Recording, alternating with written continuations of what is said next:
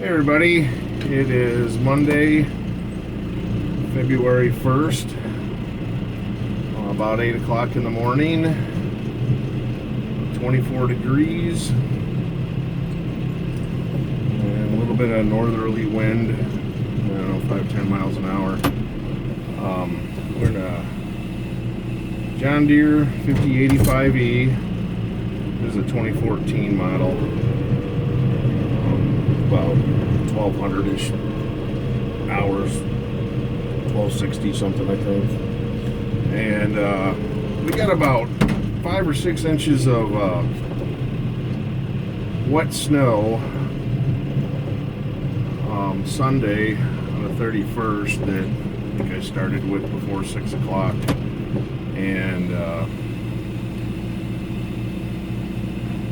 this morning I went about a mile down the road. We have a light industrial property with a 1/10 of a mile, 20-foot wide gravel driveway that I did in the dark this morning. I just didn't film that, and I kind of wish I would have, because the snow from it had to be the worst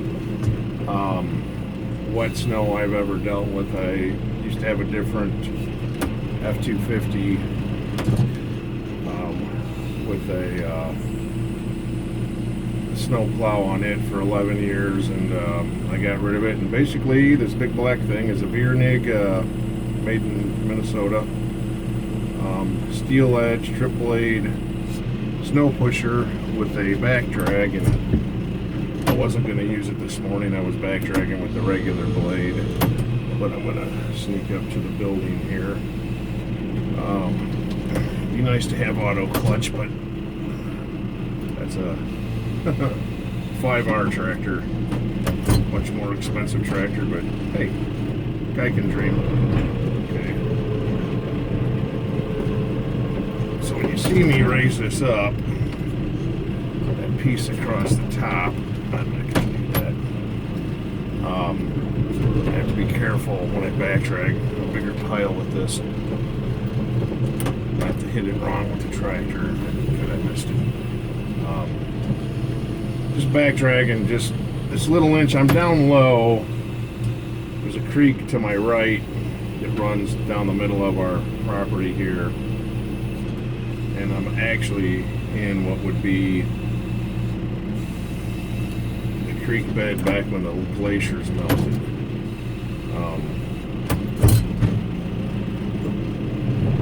Building would be halfway underwater if it was back then. So we're just pulling this back, even though we got, after the snow we got Saturday night, it kind of snowed and spit sleet and a little bit of rain. It was around 32-ish, almost 34 yesterday afternoon. And then once it got dark, got almost another inch of light snow. It came down really hard at 6 o'clock for about an hour. And I'm scraping this off because we're down low, and it's going to be in a couple days 38 and rain. And underneath here is screened asphalt chips, so it's not a soupy mess as regular limestone would be, because what would have been lime is coated with oil, so you don't get the muddy mess when it's wet, and unless you're in a drought type condition, you don't get the dust. So and it's really easy to work with. So if you have an asphalt company near you, it's an alternative. Works just like CA6. It can vary on the sizes they screen it to. For years I was getting 1/2 inch minus, which is a little small for the top of a road, but boy, it's really nice. The wrong type of boots can track it inside, but I've been really good with that, surprisingly. The last stuff I got was a little rougher, but they deal with me on that stuff. It was normal CA6 size are a little bit rougher, but for my purposes and for that project, that was 40 tons. That was the road widening project and some other stuff I spread around, and I actually took about 10 tons in my dump trailer right in front of me here, down to the property down the street. Needed some more at the entrance of that property.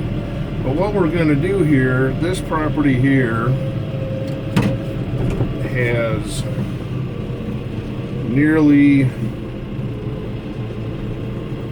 a half-mile road around it if I include this gravel area, yard area, parking area, whatever you'd like to call it. But we're going to go around the pond. We're not going to shave it down quite as close to the it narrows as it goes behind me, so I'm kind of making this setup so I got one last hole back to my pile.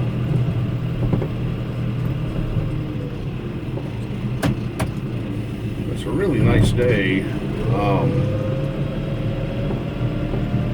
I'm not running, the heat was on earlier, but it's off and the fan's not running right now. But as soon as I pull these two back, I'm going to put you on pause because I'm starting to fog up my windows here a little bit.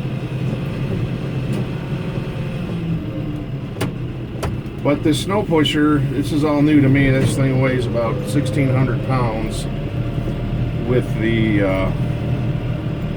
back drag across it. It's about 300 pounds by itself.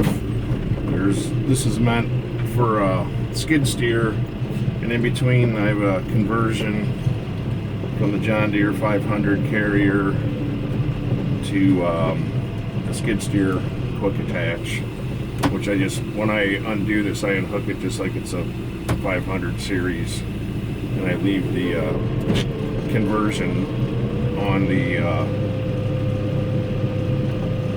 snow pusher. Well, I'm going to push this up into my great big pile that's started this year. Just to my left. See in a second. I'm going to put you on pause. We'll make that into a dog training platform here a little later when I put the bucket on. But I will be right back. Okay.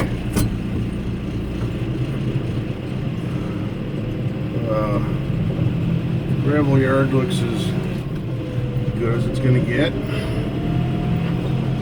And we're going to come up here running down the entrance.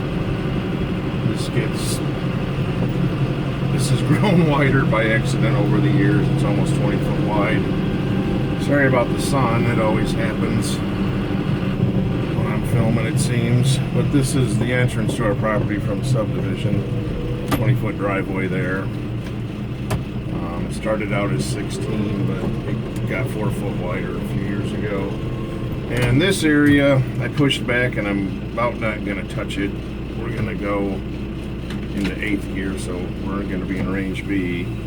I've rolled it down just a little bit, and I'm going to ride this a few inches off the road because I really don't care how good this is. I just want to take enough off so if my brother comes out and ice fishes in his SUV, which can drive through this, but I've done this once so far, and I get a few longer pushes. Like right there, I was a little low, changing elevation. Couldn't have done this yesterday. It was so soaking wet, and it's almost like turned to powder, which is really nice.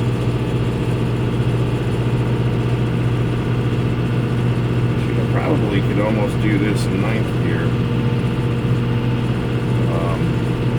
Coming up at the bottom of this hillside curve, you can see where I put a pile a couple weeks ago.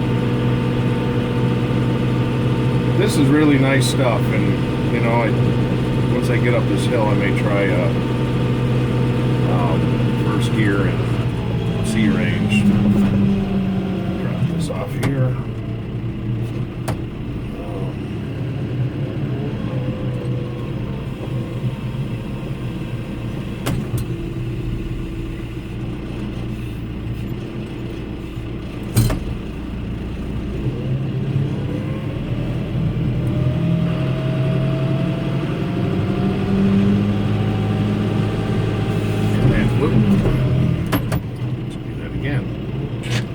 Bumped that down by accident. And the change of elevation, I didn't like it.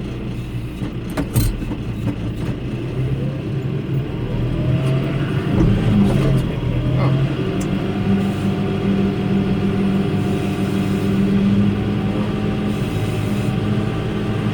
It's not easy to do, and you can't really run this and float. It's not quite frozen on the bottom yet. Tearing it up.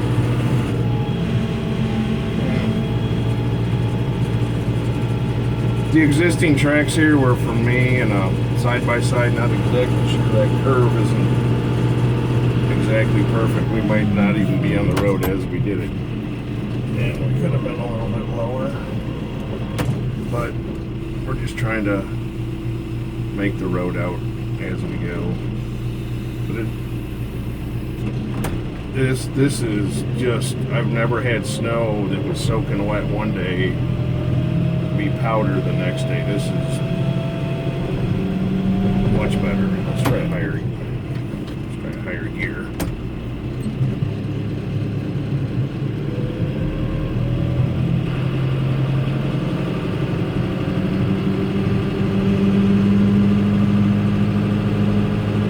Snow blue up here. We got a smaller third of an acre pond on my left side, the south end of our larger pond, which is water-wise, it's an acre and a half, but it's about 300 yards long.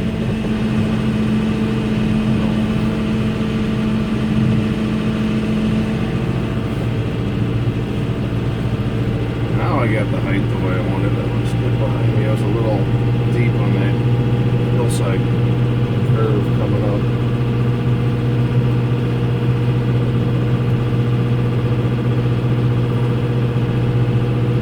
Wow, this is just really easy. I don't have any weight on the rear end, so I can get a little squirrely, and I just haven't decided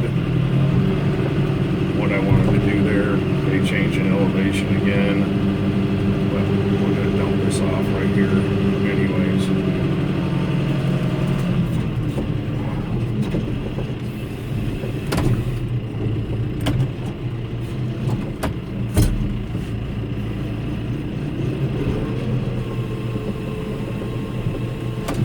But if you wonder, we are in Northeast Illinois, just outside of southwest of all the suburbs, and so we're in the quote country. But as you can see, I have a subdivision on one side, old cow pasture on our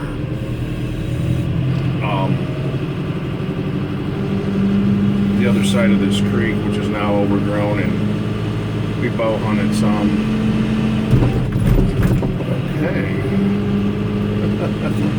There is a kind of elevation change there you can't see in the snow, but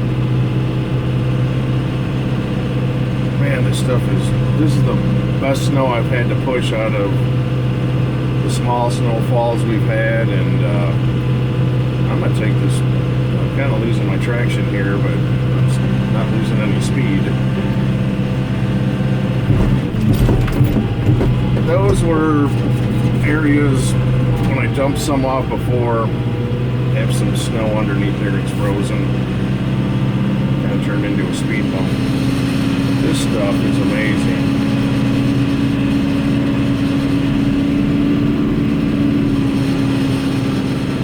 Got it up a little too high. Wish I should break through. That was from yesterday, but not bad. That could have been worse.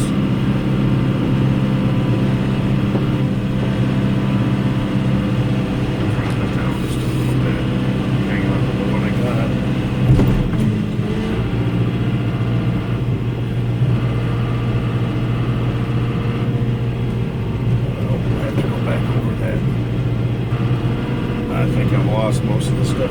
was kind of high. We got some in the pusher. We're just going to set it here. We're not going to, yeah, just a little bit left. Shake it off a little bit.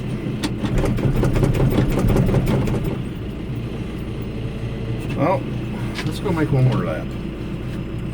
Just for some fun. Make it slow down and try and go a little smoother. Or not.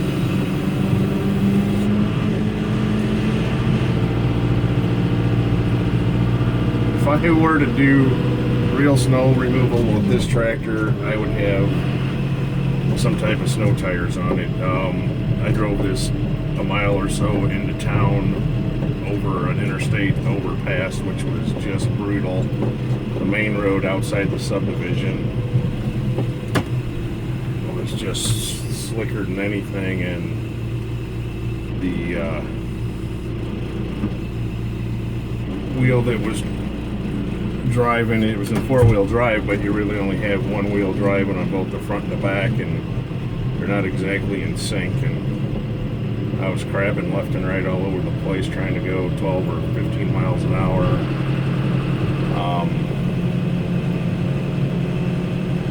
I wasn't going to do it, but somebody needed my help, and my mother's driveway, they couldn't back drag it very well, and she slipped and fell a couple months ago and broke her arm, and she's all recovered on it, but she's all skittish about falls, and so we had to go get that taken care of. And then the snow removal company came back.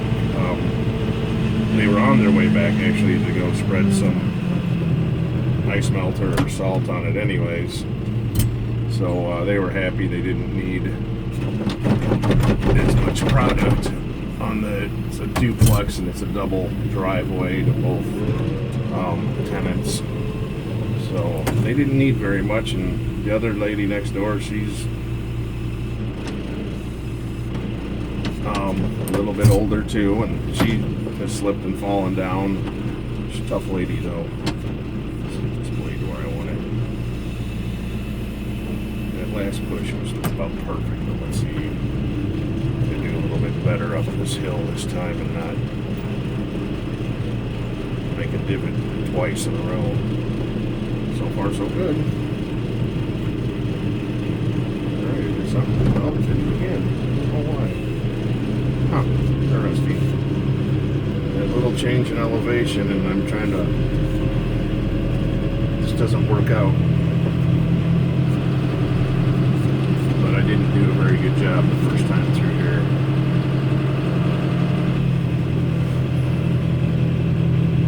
I'll go back, drag that down or something.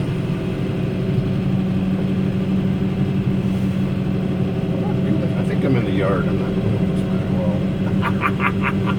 Oh well. I'm gonna go push it back down the hill.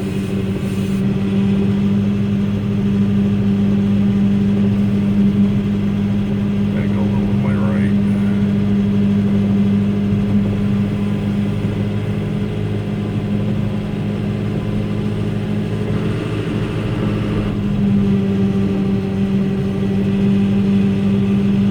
I never got to my brush pile, little burn pile area that's overflowing. The snow pile that it looks like is actually a pile of wood chips that never got spread. We'll just park this here. That's what I got. And let's try and turn around. Right into the sun. They're frozen, so, but very heavy. I came to a little abrupt stop, should use some brakes.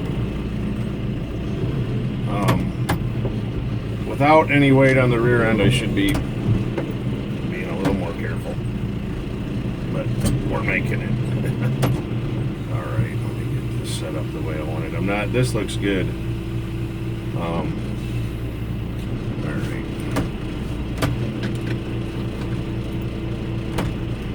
You know what? I never did slow down. We did that in C1 instead of B4, but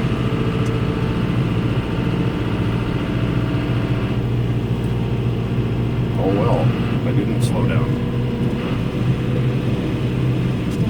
Shift. No clutch there. In C range, I can, as long as I've got some speed going, I can take it up to the higher end of the RPM and just let off the throttle and shift it up.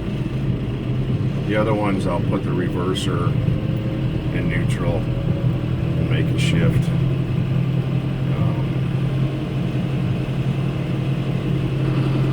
And if you wondered, like I said, this is a 2014. I couldn't tell you the last time I actually used the clutch. I just put the reverser in neutral every time I make gear changes and so forth, and when I'm using the loader and stuff. Put this one down here. So trying not to gouge this out. Coming down is always a little tricky. Yep, so you still got it. That's okay. Cut that in time. Looks like a good spot. Start going on. We'll push this off a little better too.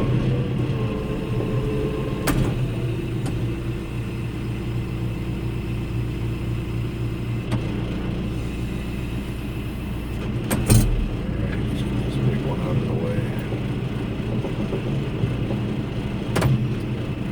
This big red house I've spin around.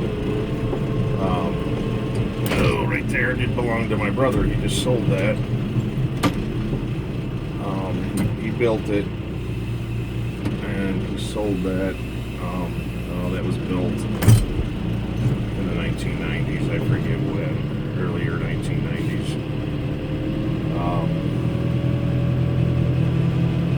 Sold that a year, going on 2 years. It's a unique kind of house. Alright. This was a lot of fun.